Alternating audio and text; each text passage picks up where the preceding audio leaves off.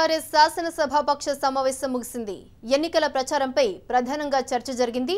ఈ నెల 17న కరీంనగర్, 19న నిజామాబాద్లో కేసీఆర్ బహిరంగ సభలు నిర్వహించనున్నారు. జన సమీకరణ చేయాలని ఎమ్మెల్యేలకు కేసీఆర్ దిశానిర్దేశం చేశారు.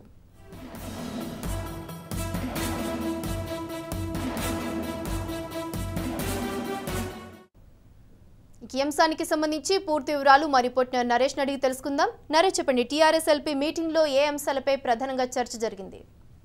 వర్ష, ప్రధానంగా ఈ రోజు టీఆర్ఎస్ ఎల్పీ సమావేశం అంటే టీఆర్ఎస్ శాసనసభ పక్ష సమావేశంలో కేవలం రేపు మండలి ఎన్నికలు జరగనున్నాయి. ఎమ్మెల్యే కోటాలో మొత్తం 5 ఎమ్మెల్సీ సభ్యులకు రేపు ఎన్నికలు జరగాల్సి ఉంది. ఎందుకంటే 5 స్థానాల కోసం మొత్తం 6 అభ్యర్థులు రంగంలో ఉన్నారు. కాంగ్రెస్ పార్టీ కూడా అభ్యర్థిని బరిలో నిలిపింది. అయితే తాజాగా కాంగ్రెస్ పార్టీ ఈ ఎన్నికలను బైకాట్ చేస్తున్నట్టు అధికారికంగా ప్రకటించింది. ఎందుకంటే కాంగ్రెస్ పార్టీకి సంబంధించిన ఎమ్మెల్యేలను ప్రలోభాలకు గురి చేసి టీఆర్ఎస్ పార్టీ తమ పార్టీలో చేర్చుకునేందుకు ప్రయత్నిస్తుంది. దీనికి నిరసనగా మొత్తం ప్రజాస్వామ్య విలువలకు కానీ లేకపోతే ఈ రాజ్యాంగానికి కానీ టీఆర్ఎస్ గులాబీ బాస్ కేసీఆర్ ఏ రకంగా కూడా ప్రాధాన్యత ఇవ్వటం లేదు. అప్రజాస్వామిక వ్యవహరిస్తా ఉన్నాడు.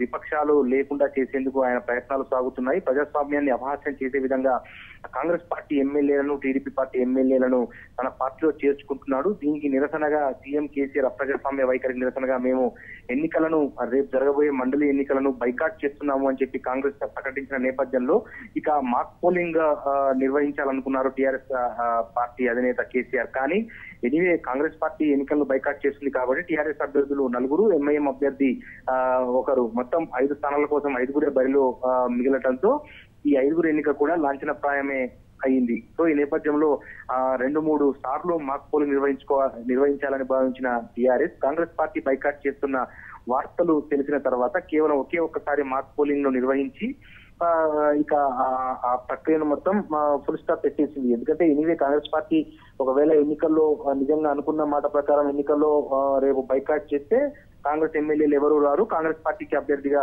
వాళ్ళు ఎవరు ఓట్లు వేసేవారు ఎవరు ఉండరు. అల్టిమేట్ గా కేవలం టీఆర్ఎస్ కి సంబంధించిన ఎమ్మెల్యేలు మొత్తం టీఆర్ఎస్ ఎంఐఎం వీళ్ళు ఈ అభ్యర్థులు ఓటేస్తారు.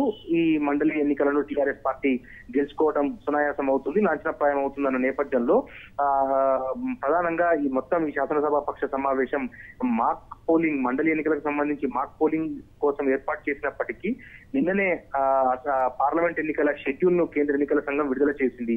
ఏప్రిల్ 11న అంటే ఈ రోజు నుంచి సరిగ్గా 30 రోజుల్లోనే పార్లమెంట్ ఎన్నికలు జరుగుతాయి కాబట్టి 16 స్థానాలు టీఆర్ఎస్, 1 స్థానం ఎంఐఎం, ఈ మొత్తం 17 స్థానాలని మొత్తం టీఆర్ఎస్ ఎంఐఎం గెలుచుకోవాలి అని చెప్పి కూడా సీఎం కేసీఆర్ ఎమ్మెల్యేలకు దిశానిర్దేశం చేశారు. ఎక్కడా కూడా గత ఎన్నికల సందర్భంగా పార్టీ కొన్ని స్థానాల్లో పార్టీ నేతల మధ్య అంతర్గత విభేదాల కారణంగానే పార్టీ నష్టపోవాల్సి వచ్చింది. ముఖ్యంగా ఖమ్మం జిల్లాలో పార్టీ నష్టానికి ఓటర్లు కాదు, కార్యకర్తలు కాదు, కేవలం నాయకులే కారణం. కాబట్టి మీరు వచ్చే ఈ పార్లమెంట్ ఎన్నికల్లో నాయకులు మొత్తం కూడా సమన్వయంతో పనిచేయాల్సి ఉంటుంది. మీ మధ్యలో ఏమన్నా అంతర్గతంగా ఇబ్బందులు కానీ విభేదాలు కానీ ఉంటే తక్షణం పరిష్కరించుకోవాలి. ఆ బాధ్యతల్ని మొత్తం కూడా జిల్లాల ఇన్ఛార్జిగా ఉన్న మంత్రులు కానీ లేకపోతే పార్టీ ప్రధాన కార్యదర్శులు కానీ చేపట్టాల్సి ఉంటుంది అని చెప్పి కూడా సీఎం కేసీఆర్ ప్రకటించారు. ఇక అదే సందర్భంలో పార్లమెంట్ ఎన్నికల నేపథ్యంలో సీఎం కేసీఆర్ రాష్ట్ర వ్యాప్తంగా కూడా విస్తృత పర్యటన చేయాలని చెప్పి భావిస్తున్నారు. మొత్తం కనీసం ఒక 20 నుంచి 30 సభల్లో కేసీఆర్ బహిరంగ సభలు ఏర్పాటు చేయాలని చెప్పి కూడా ప్లాన్ చేస్తున్నారు. అందులో భాగంగా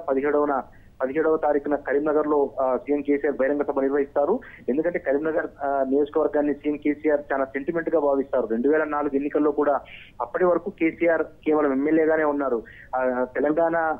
ప్రత్యేక తెలంగాణ రాష్ట్ర సాధన కోసం జాతీయ స్థాయిలో లాబింగ్ చేయాల్సి ఉంటుంది. ఈ జాతీయ స్థాయిలో ఉన్న ఇతర ప్రాంతీయ పార్టీలను కూడా వాళ్ళను తెలంగాణకు అనుకూలంగా మలచాల్సి ఉంటుంది. కాబట్టి 2004లో కరీంనగర్ నుంచి ఆయన మొదటిసారి ఎంపీగా గెలిచారు. సో కాబట్టి కరీంనగర్ సీట్ ను ఆయన సెంటిమెంట్ గా భావిస్తారు. ఒకసారి ఎంపీగా గెలిచారు, 2 సార్లు కరీంనగర్ ఉప ఎన్నికలు కూడా జరిగాయి. ఎందుకంటే తెలంగాణ వాదం జాతీయ స్థాయిలో వీగిపోతున్న సందర్భంలో తెలంగాణ వాదాన్ని తట్టిలేపేందుకు 2 సార్లు ఉప ఎన్నికలు కరీంనగర్ లో జరిగాయి. ఆ 2 ఉప ఎన్నికల్లో కూడా ఆ కరీంనగర్ ప్రజలు కేసీఆర్ ను గెలిపించారు ఎంపీగా. సో ఈ నేపథ్యంలో సెంటిమెంట్ గా భావిస్తున్న కరీంనగర్ లో ఈ నెల 17న మొదటి బహిరంగ సభ నిర్వహిస్తారు. అనంతరం 19న నిజామాబాద్ లో 2వ బహిరంగ సభను సీఎం కేసీఆర్ ఏర్పాటు చేశారు. మొత్తంగా చూస్తే మాత్రం ఈ రోజు జరిగిన శాసనసభ సమావేశాలు టీఆర్ఎస్ ఎల్పీ సమావేశాలు శాసనసభ పక్ష సమావేశం తెలంగాణ భవన్లో జరిగిన ఈ శాసనసభ సమావేశం ప్రధానంగా పార్లమెంట్ ఎన్నికల మీదనే విస్తృత స్థాయిలో చర్చించని చెప్పాలి Varsha. Right Naresh, thank you.